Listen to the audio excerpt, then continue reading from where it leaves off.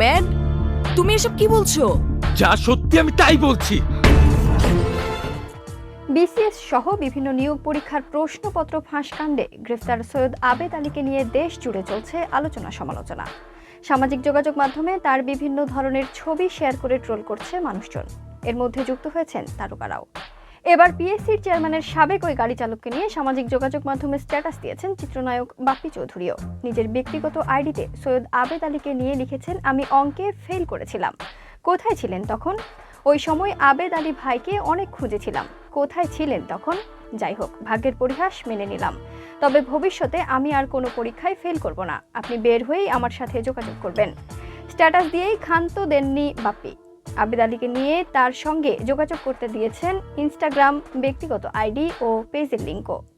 বাপ্পির এই রসিকতায় হাস্যরসের সৃষ্টি হয়েছে ভক্তদের মধ্যে, যদিও কেউ কেউ আবার সমালোচনাও করেছেন।